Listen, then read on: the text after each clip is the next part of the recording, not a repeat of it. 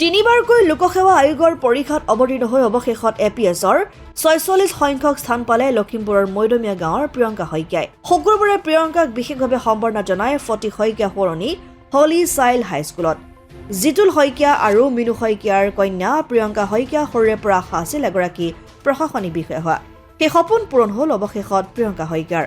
অন্যহাতে প্ৰিয়ংকা শইকীয়াই ছাত্ৰ ছাত্ৰীক উদ্দেশ্যি ক'লে, কষ্ট কৰিলে এদিন সফল হ'বই।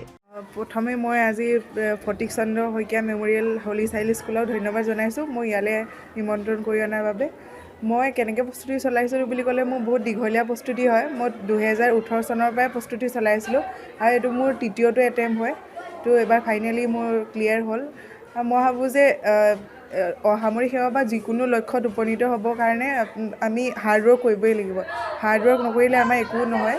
তো সেইকাৰণে মই যোনসকল মোৰ অনুজ হয় তো তেওঁলোকক মই এইটোৱে ক'ব বিচাৰোঁ যে তোমালোকে হাৰ্ডৱৰ্ক কৰা বা সদায় পেৰেণ্টছ বা টিচাৰ্ছসকলক ৰেচপেক্ট কৰিবলৈ শিকিবা।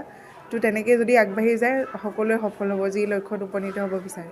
সদ্যহতে আমি প্ৰথমে আপোনালোকৰ চেনেললৈ আন্তৰিক ধন্যবাদ জ্ঞাপন কৰিছোঁ। ফটিক শইকীয়া সৰণী হলি চাইল্ড হাইস্কুলৰ তৰফৰ পৰা আপোনালোকৰ চেনেললৈ আমি আন্তৰিক ধন্যবাদ জ্ঞাপন কৰিছোঁ।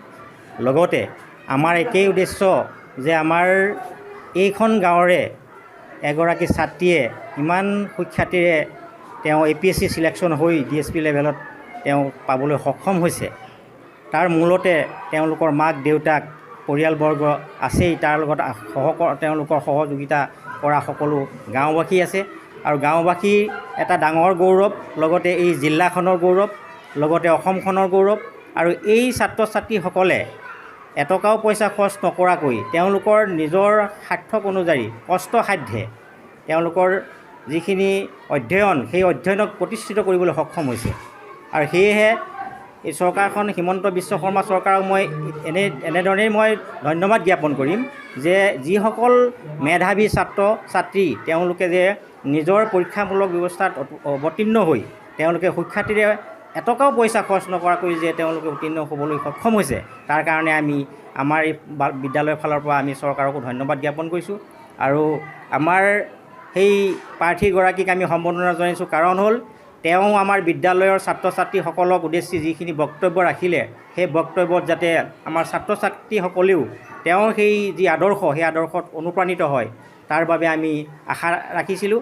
ৰাখি পেলাই আমি আজি সম্বৰ্ধনা অনুষ্ঠানটো কৰা হৈছিল। লখিমপুৰৰ পৰা ৰাহানুদ্দিন আহমেদৰ ৰিপৰ্ট, অসম আদিত্য।